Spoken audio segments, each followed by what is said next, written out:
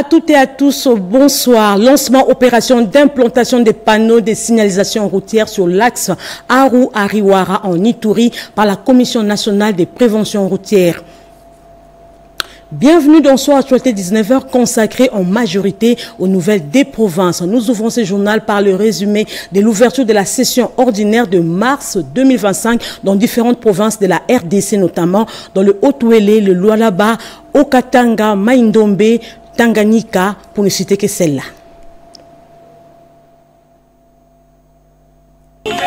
Ces cris d'exaltation et ovation, c'est la jubilation des habitants du quartier Kindia à la suite du début des travaux d'asphaltage de ces boulevards situés dans la commune de Nyakasanza. De la sécurité au développement, le gouvernement militaire de l'Ituri a surpris agréablement la population et sa présence ouvrait la voie d'une nouvelle ère à ce point chaud de la ville de Bunia. L'asphaltage de cette avenue d'environ 6 km s'ajoute désormais sur la longue liste de quartiers bénéficiaires du projet de la modernisation de la voirie urbaine.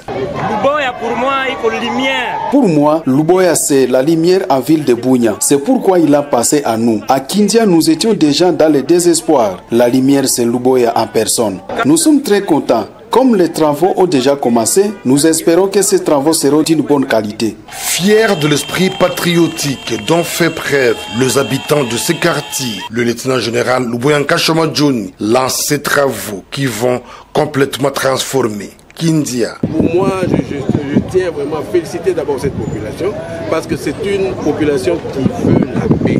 Et ça, vraiment, il faut le rappeler. Quand la population veut la paix, elle y arrive. Et le gouvernement vient aussi pour faire davantage. Dit-on, Kindia, ce Kinshasa, ces travaux seront exécutés par l'entreprise Mogabaon pendant 12 mois, a fait savoir le directeur provincial adjoint de l'OVD. L'Ituri a pris l'ascenseur du développement, l'un des facteurs clés de la pacification ainsi que de la restauration de l'autorité de l'État grâce au vouloir irréversible du président Félix Antoine Tshisekedi Tshilombo, traduit en Ituri par le lieutenant général Luboyanka Shomadjouni. Corrigez avec moi, vous venez là de suivre le constat du gouverneur militaire de l'Ituri sur le démarrage de travaux d'asphaltage à Bunia. À présent, prenons l'élément sur le condensé des différentes provinces de la RDC sur l'ouverture de la session de mars 2025. Les députés provinciaux du Haut-Ouélé renouent à partir de ce lundi 31 mars 2025 avec le chemin de l'hémicycle à Isiro. Cette séance plénière, présidée par l'honorable Joseph Tinda, vice-président, annonce les couleurs d'une nouvelle session dite essentiellement législative et de contrôle parlementaire. Entouré de ses collègues membres du bureau de l'organe délibérant du Haut-Ouélé et en présence des membres du gouvernement provincial, du conseil provincial de sécurité, des responsables services étatiques et para-étatiques et privés, c'est de la société civile ainsi que d'autres anonymes, sans oublier les cadres et agents de cette première institution politique. Joseph Tinda rend hommage au chef de l'État pour tous ses efforts dans la défense de l'intégrité territoriale de notre pays. Dans son allocution d'ouverture de cette session ordinaire de mars 2025, basée sur le contrôle parlementaire, l'honorable président de l'Assemblée provinciale du Lualaba, Jean-Marie Kasseya, a été on ne peut plus clair. Il a tout d'abord manifesté sa compassion aux victimes de l'agression dans l'est du pays, tout en rendant un vibrant hommage au chef de l'État, Félix Antoine Tshisekedi, qui fournit les efforts pour ramener la paix. Jean-Marie Kasseya a évoqué la première conférence des présidents des assemblées provinciales tenue à Matadi et le 4e forum sur la vaccination et l'éradication de la poliomyélite tenu à Kinshasa, auquel il a respectivement pris part.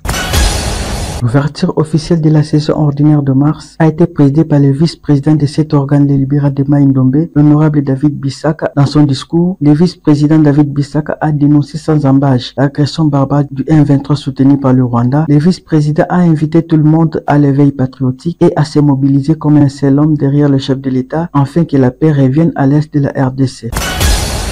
La cérémonie solennelle d'ouverture de la session ordinaire de mars 2025 à l'Assemblée provinciale du Haut-Katanga s'est tenue ce lundi 31 mars. Dans son discours d'ouverture, l'honorable Kaboumamba Michel, président de l'organe délibérant du Haut-Katanga, a abordé plusieurs points essentiels, notamment la sécurité, l'économie, la santé et les sociales. Il a ainsi exhorté la population haut-katangaise à cultiver un esprit patriotique afin de mettre un terme à l'insécurité persistante. Après le quorum largement atteint, l'honorable président de l'Assemblée provinciale du Kwangu, André Massala, avec un seul point à l'ordre du jour, la rentrée de la session ordinaire du mois de mars 2025. Avoir donné le ton de remercier à l'avant-plan le chef de l'État, Antoine Tshisekedi Tshilombo, qui, dans ses efforts continuels, a cherché la paix pour la République démocratique du Congo. Lundi 31 mars 2025 s'ouvre à l'Assemblée provinciale du Tanganyika la session ordinaire de mars. C'est la rentrée parlementaire. L'événement se déroule dans la salle de plénière en présence des différentes couches de la population et diverses personnalités, dont les gouverneurs de la province du Tanganyika, l'honorable Christian Kitungwa Muteba. Au cours de cette session, les élus du Nord Ubangi ont traité 3 matières importantes, à savoir la validation des pouvoirs de députés provinciaux de la circonscription électorale de Yakoma, élection et installation des membres du bureau permanent et la convocation des élections des gouverneurs, vice-gouverneurs et sénateurs du Nord Ubangi. En Ituri, l'on constate également la perception illégale des frais de supplément au poste frontalier des Mahagi en dehors du guichet unique perçu par l'Office congolais de contrôle. Face à cette situation, l'Association congolaise des commissionnaires agréés sollicite auprès de l'Inspection générale des finances la descente d'une équipe d'enquête à ces sujets. L'association congolaise de commissionnaires agréés en douane, Antenne de Mahagi, dénonce la perception illégale de frais supplémentaires par l'Office congolais de contrôle sur toutes les marchandises à l'importation et à l'exportation en dehors du guichet unique. C'est le cadre institué par l'État congolais. Cette mesure vise à éviter la multiplication de services implantés à la frontière. Pour cette corporation, cette pratique constitue un abus envers les opérateurs économiques. Elle exige une enquête indépendante afin que lumière soit faite sur cette situation. Nous vous avons saisi à dernier ressort en vue de diligenter une mission d'investigation au sein de ces services publics de l'État afin de vous assurer de la destination de ces sommes vertigineuses que l'OCC perçoit en marge de la loi sur les dos des opérateurs économiques et qui ne vont jamais au trésor public. Nous avons résolument décidé d'accorder 14 jours à l'Office congolais de contrôle province de l'Ituri afin de mettre fin à cette pratique contre-légale. Le directeur provincial de l'OCC à Ituri promet de se prononcer prochainement. C'est depuis le 30 mai 2005 que l'État congolais a mis en place le système de guichet unique confié à la DGDA qui a pour mission de percevoir, liquider et recouvrer toutes les taxes et impôts et rémunérations intégrées dans cet outil en sa qualité de présidente de l'ordre opérationnel. Des problèmes liés à l'effondrement de plusieurs ponts dans la province du Haut-Ouélé, c'est l'essentiel de la mission officielle du gouverneur Jean Bakometo à Kinshasa sur invitation de la haute hiérarchie. Nathalie Mboula nous en dit un peu plus. Je vais à Kinshasa dans le cadre de consultations pour la formation du nouveau gouvernement d'union nationale, tel que le président de la République, chef de l'État, l'a demandé par notre famille politique, l'Union sacrée. Nous avons profité également pour voir les questions de plans de matériel qui reste encore à Kinshasa, les questions liées à la relance de l'agriculture et des questions liées à la sécurité. Le message, c'est le soutien au chef de l'État, au commandant suprême, la population du Haut-Ouélé, la mobilisation. Nous allons continuer la mobilisation dans tous les territoires. Nous continuons à encourager nos jeunes à s'enrôler massivement. Nous avons la deuxième vague et la troisième, quatrième vague doivent s'ajouter. Et voilà un peu plus qu'ensemble nous puissions défendre notre pays et travailler pour son développement et travailler pour le développement de notre province suivant la vision du chef de l'État.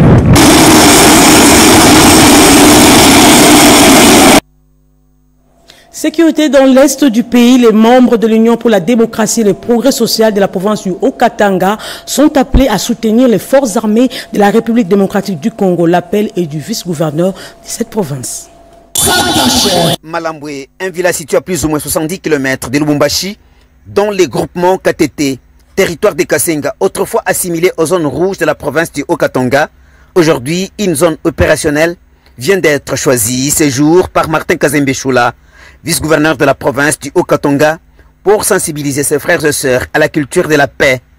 Déjà, à l'entrée des Malamboué, les combattantes et combattants de l'UDPS, ceux des ACO, les motocyclistes, les autres personnalités du territoire étaient mobilisés pour l'accueillir.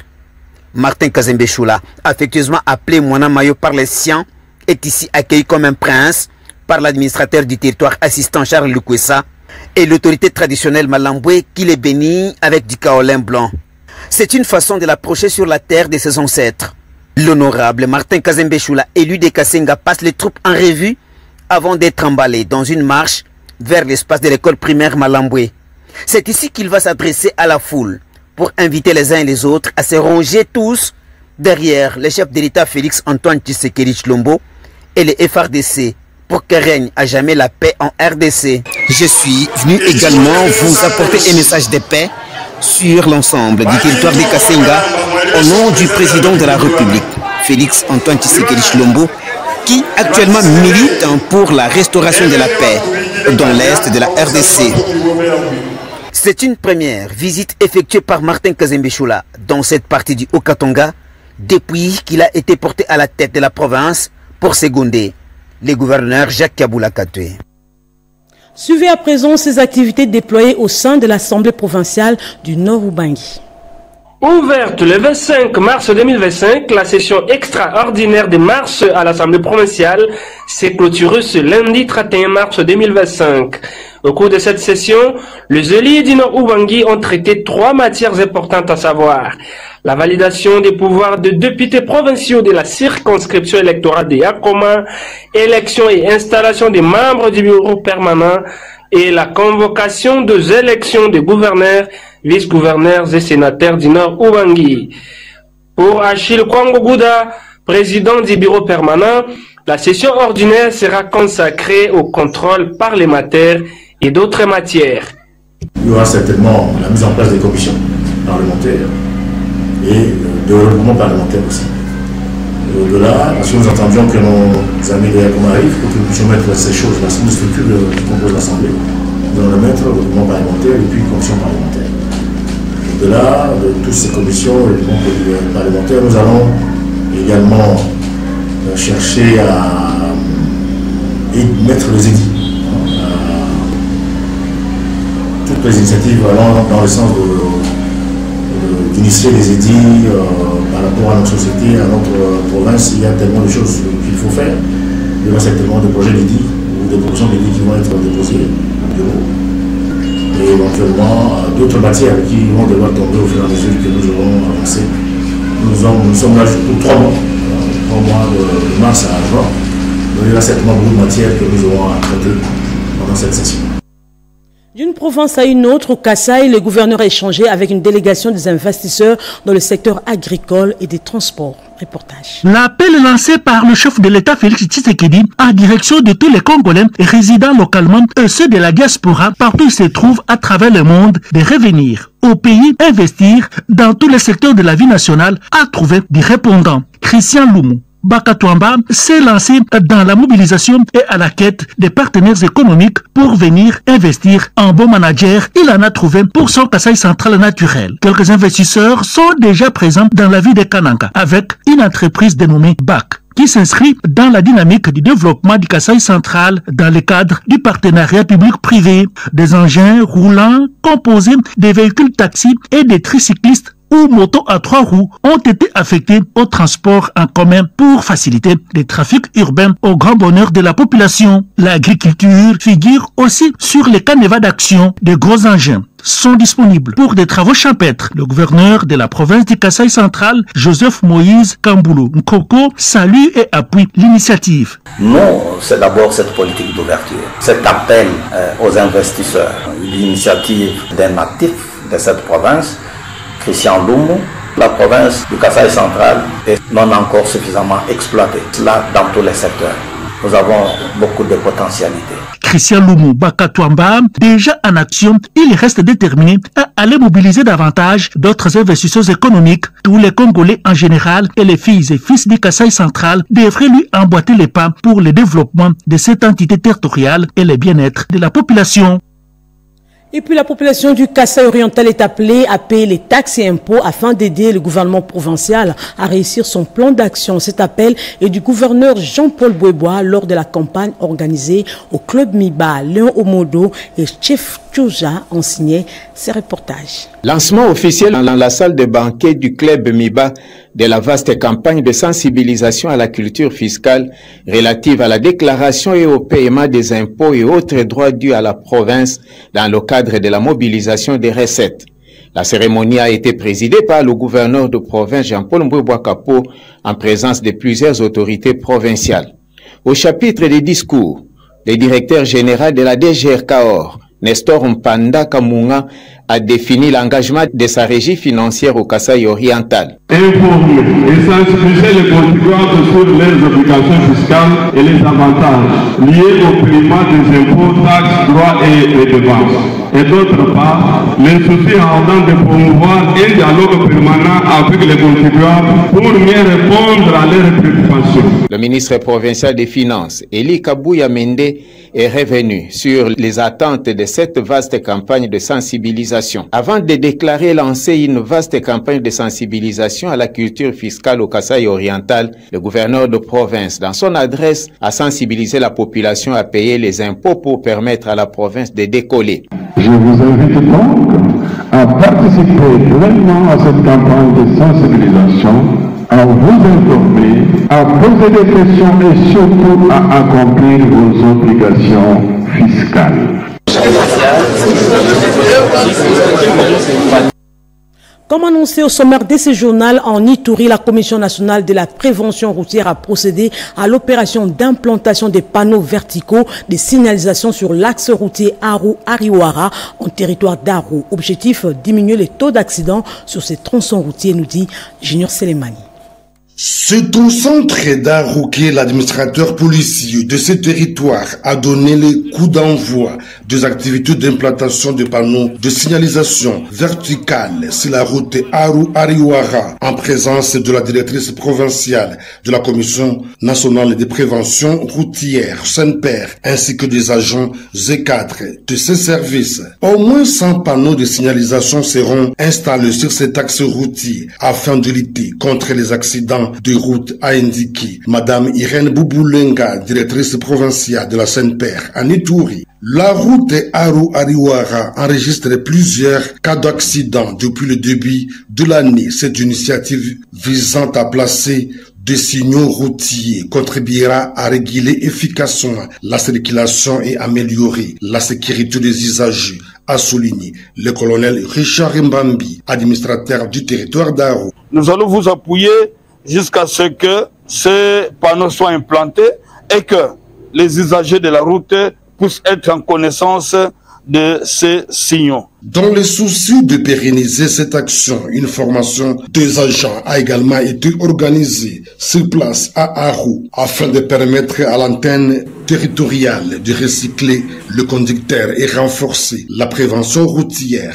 Il faut noter que le territoire d'Aru est le troisième site après Bunia et Mahagi où la SENPER a implanté plusieurs panneaux de signalisation et tracé la voirie urbaine de la ville de Bunia. Toujours en Ituri, les femmes du territoire de Mahagi ont été sensibilisées sur le droit de la femme. C'était au cours d'une conférence débat animée par l'administrateur et les chefs des services étatiques de ces territoires, nous dit Nanou Umba. L'administrateur de Mahagi, le colonel Claude Ntumba Kalala, a animé la première conférence sur le droit des femmes. Sur l'initiative des cercles de jeunes de Mahagi, ces derniers a exhorté l'assistance à l'amour de la patrie durant cette période en vue de pérenniser la paix durable territoriale. La deuxième intervenante est Mami Bitota Kayembe, qui a démontré la place de la femme dans une société, dans son foyer, famille et la nation. Elle a invité toutes à la culture de la méritocratie et d'être courageuse. La femme congolaise joue un rôle fondamental dans l'éducation des enfants, la stabilité familiale et la transmission des valeurs. Elle est aussi un pilier économique, notamment dans les secteurs informels, où elle est majoritaire dans le commerce, l'agriculture et le service. la place de la femme dans la société congolaise doit évoluer vers plus d'égalité, plus de respect et plus d'opportunités. Béatrice Mami Bitota Kayembe a parlé aussi de la qualité de travail que devra produire la femme dans son secteur évolutif. Les femmes de Mahagi ont reconnu en elles le pouvoir de leadership féminin et lui ont décerné un diplôme de mérite symbolisant la prouesse féminine dans cette zone sous état de siège. Et les femmes du parti politique MLC Matadi dans le Congo central ont clôturé le mois de la femme à travers une messe d'action de grâce. C'était en présence de plusieurs personnalités et hauts cadres du parti. Souzingoy, Keren Konkolongo ont signé ce reportage. Elles ont choisi de clôturer ce mois de mars dédié aux droits de femmes par la méditation et des moments d'échange. Les femmes du MLC Matadi ont d'abord pris part à une messe d'action de grâce à la paroisse Maman Yaluzingu. L'exhortation a été tirée du livre de Luc 18, 9, 14, appelant les femmes à se laisser guider toujours par la volonté de Dieu. Ces femmes du mouvement de libération du Congo qui ont témoigné de leur soutien au chef de l'État et au FARDC ont été également sensibilisées sur leur rôle pendant cette période d'agression rwandaise que traverse la RDC. Suite à la guerre d'agression perpétrée par l'armée rwandaise à la partie est et orientale du pays, notamment dans deux villes, Goma, Bukavu et ses villages périphériques, nous sommes et resterons toujours de cœur avec les mamans de l'Est de notre pays par des prières, car leur souffrance, c'est notre souffrance aussi. Les femmes du MLC ont salué les efforts diplomatiques déployés par le gouvernement congolais pour dénoncer l'agression rwandaise dans l'est de la RDC. C'était en présence de plusieurs hauts cadres du MLC, parmi eux le directeur général adjoint de l'OEBK, Aimé Vangou, parrain de l'événement. Sachez qu'il s'est ouvert dans la province de l'Équateur la cérémonie officielle de la 8e édition des activités du programme intégré RED plus Mimi Etaka et Fiston Bokoua pour ce reportage. Des moyens d'existence durable dans la province de l'Équateur, exécutés par la FAO avec le WWF, se tiennent dans la salle de réunion Bébé Iyongo du gouvernorat. L'objectif principal est d'adresser de façon intégrée les divers moteurs de déforestation et de la dégradation des forêts, afin de stabiliser, voire accroître le couvert forestier tout en assurant la croissance économique, l'augmentation de revenus et l'amélioration de conditions de vie de population. Dans son discours d'ouverture, le gouverneur de la province de l'Équateur a, en sa qualité de président du comité de pilotage du projet PIRED Équateur, insisté sur l'utilisation rationnelle des forêts et le respect des accords concernant la mise en œuvre de ce programme. Mais auparavant, plusieurs allocutions de différents partenaires techniques et financiers ont été prononcées, dont celui du délégué du représentant pays de la FAO en RDC, Judicaël Panzoa. Le docteur Étienne Longuet et M. Laurent Senga, respectivement directeur pays et chef du programme Latumba Maindombe au sein de WWF, rassurent sur la mise en œuvre. Nous sommes contents de travailler avec le gouvernement provincial et ces comités de pilotage vont être centrés essentiellement sur les fonds additionnels, la coopération technique suédoise. WWF fait partie des agences ou des sous-agences parce que le projet est mis en œuvre par la FAO en partenariat avec nous. Donc nous avons trois composantes importantes que nous mettons en œuvre sur le terrain. Notons que cet atelier qui a regroupé 38 participants n'a duré qu'une journée. Sécuritaire dans l'est du pays, parlons-en encore dans ce journal avec la réunion du Conseil des droits de l'homme tenu à Genève qui a été retransmis en direct à Kinshasa. Le gouverneur du Sud Kivu, dont la province subit de plein fouet les assauts du M23, a salué la position de tous les pays du monde entier, nous dit Sandra Nyagitabou. La salle épiscopale Saint-Albert du Nongo a servi de cadre pour abriter le samedi 29 mars la cérémonie de remise des trophées au lauréat de la 3e édition des Maïndombe News Awards par son DG Orman Bola. Soucieux du développement socio-culturel de son Maïndombe natal, voilà pourquoi les patrons de ces médias en ligne encouragent les leaders qui se battent pour donner l'image positive de cette province dans différents secteurs de la vie humaine. Devant une foule nombreuse venue pour la circonstance, le DG Orman Bola a ainsi décerné les trophées de mérite aux hommes et femmes 25 au total qui se sont distingués au cours de l'année 2024. Maïndombe News Award, c'est la plus grande haute distinction honorifique de la province du Maïndombe. Donc, c'est un trophée par excellence qui récompense, qui encourage, qui pousse les natifs et non natifs de la province du Maïndombe à œuvrer pour le développement de cette contrée de la République démocratique du Congo. C'est un moyen de remercier, de féliciter tous ceux qui œuvrent pour l'avancement de cette grande province qui malheureusement demeure encore pauvre, où on retrouve quand même des personnalités, où on retrouve des gens qui font quand même des choses de manière extraordinaire, mais dont malheureusement n'ont pas vraiment une visibilité sur le plan national. Alors ici, nous travaillons pour la visibilité de tous ceux qui font ces œuvres-là, pour les encourager à faire mieux, mais également pour inciter ceux qui ne font pas quelque chose à travailler dans le sens de faire développer la province du Maïndombe. Signalons que Maïndombe News Award, qui a sa 3e édition, a vu le jour en 2022. C'est un événement qui s'est fait parler dans cette province, jadis domaine du roi Léopold. Fait au lauréat de la 3e édition de New York à Inongo. Fanfare et cordon d'honneur pour honorer les récipiendaires.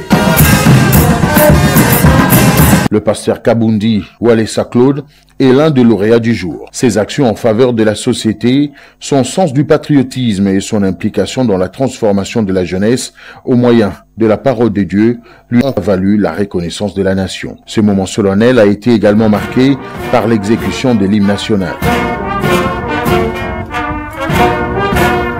S'en suivra la lecture de la décision octroyant la médaille d'or du mérite civique pour de bons et loyaux services rendus à la nation. Sur autorisation expresse du président de la République, grand chancelier des ordres nationaux, vu la nécessité, décide, article 1er, la médaille d'or du mérite civique est décernée aux personnes dont les noms, post-noms et prénoms sont repris ci-après. Kabundi Kandolo Walesa Claude. C'est le chancelier des ordres nationaux, le général-major André Matouté Zoulois, qui va lui-même procéder à la décoration de l'homme des dieux. Au finish, une photo de famille pour immortaliser ce moment.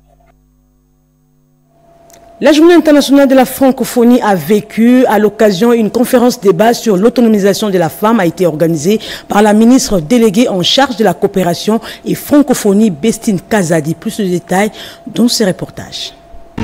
La célébration de la 55e édition de la Journée internationale de la francophonie en République démocratique du Congo était placée sous le thème « Investir dans l'avenir de la femme pour le réveil du Congo-Kinshasa basé sur la femme et l'éducation ». La représentation de la francophonie en Afrique centrale, en étroite collaboration avec la délégation générale à la francophonie à Kinshasa, ont célébré la clôture du mois de la femme à autonomiser et à responsabiliser pour investir dans l'avenir grâce à l'éducation. Éduquer une femme, c'est éduquer toute une nation.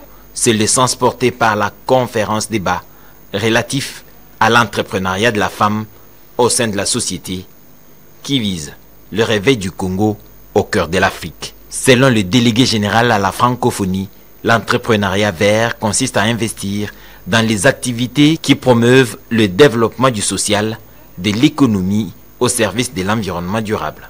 Avec le soutien de l'Institut de la francophonie pour le développement durable, le gouvernement congolais a réalisé des projets d'appui aux femmes entrepreneurs grâce au programme de la francophonie. Avec elle, la maison de l'entrepreneuriat à Kinshasa a permis aux femmes entrepreneurs de partager leurs expériences pratiques à travers des témoignages des réussites ou celles qui ont réussi à relever les défis de l'autonomisation de la femme. 3 panels étaient organisés avec celles dont l'entrepreneuriat est une passion et le développement de la masculinité positive qui a permis d'avoir actuellement 31% des femmes au sein du gouvernement congolais grâce à l'engagement du chef de l'État Félix-Antoine Tshisekedi qui a cru à l'autonomisation et à la responsabilisation de la femme compétente au sein de notre société. Pour terminer, la déléguée générale à la francophonie, Rose Moulumba, a salué l'engagement des femmes entrepreneurs qui contribuent au développement durable. Et pour terminer, enseignement supérieur universitaire, le système LMD a été débattu au cours d'une conférence organisée à Kinshasa. Comment améliorer les systèmes de l'enseignement et ouvrir encore de l'intelligence des étudiants à venir de demain de la RDC? Le professeur Monindo François de l'Institut national de statistique de Kinshasa explique. Pour préserver la paix et le déroulement de l'année académique en cours, nous faisons la déclaration dont la teneur suit. 1.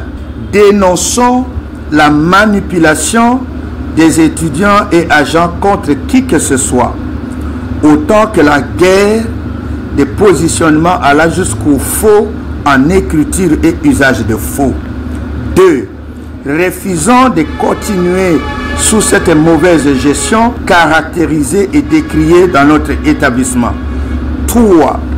Demandons à son Excellence Madame la Ministre de l'Enseignement supérieur et universitaire de procéder sans délai à une nouvelle mise en place du nouveau comité de gestion sur base des critères de mérite, d'intégrité et de compétences. 4.